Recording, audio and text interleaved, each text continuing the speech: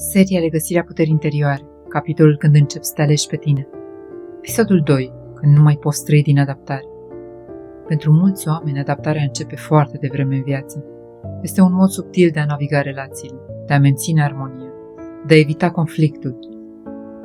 Un copil care simte că liniștea depinde de comportamentul lui învață repede să se adapteze, învață să observe stările celorlalți, învață să fie atent la tonuri, reacții și emoții, învață când să vorbească și când să tacă, învață cum să fie acceptat.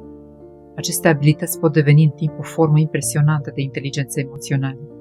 Persoanele care s-au adaptat mult în copilărie sunt adesea empatici, sensibili, atenți la nevoile celorlalți, dar există și o parte mai puțin vizibilă a acestei adaptări, pentru că atunci când te adaptezi constant la lumea din jur, există riscul să te îndepărtezi de tine, să-ți ignori propriile emoții, să-ți amâni propriile nevoi, să devii expert în a menține echilibrul pentru toată lumea, dar să pierzi contactul cu propriul centru. Pentru o perioadă lungă, acest mod de a trăi poate funcționa. Poți avea relații, poți avea succes, poți părea calm și stabil în ochii celorlalți, dar în interior începe uneori să apară o oboseală subtilă, o oboseală emoțională, pentru că adaptarea continuă înseamnă un efort constant, un efort de a fi atent la toți ceilalți, un efort de a menține echilibrul, un efort de a evita situațiile care ar putea crea tensiune. La un moment dat însă apare o schimbare, nu neapărat brusc, ci ca o acumulare, o serie de experiențe care te fac să simți că nu mai poți continua la fel. Poate observi că spui da prea des, poate simți că îți reprimi emoțiile pentru a menține liniștea, poate începi să simți că anumite relații funcționează doar pentru că tu continui să te adaptezi. În acel moment apare o realizare profundă.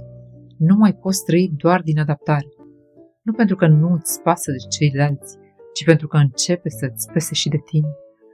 Această realizare poate fi însoțită de multe emoții. Uneori apare confuzie, pentru că identitatea ta s-a construit poate în jurul rolului de mediator, de sprijin, de persoană care menține armonie. Alteori apare frica, pentru că te întrebi ce se va întâmpla dacă nu vei mai juca același rol. Dar în același timp apare și ceva nou, un început de claritate. Începi să vezi că adaptarea nu trebuie să fie modul tău permanent de a exista. Începi să înțelegi că relațiile sănătoase nu cer dispariția ta.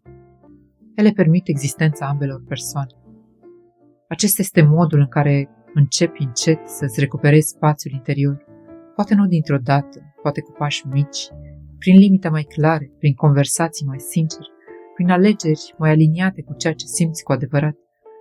Și deși acest proces poate aduce uneori disconfort, el aduce și ceva extraordinar de important.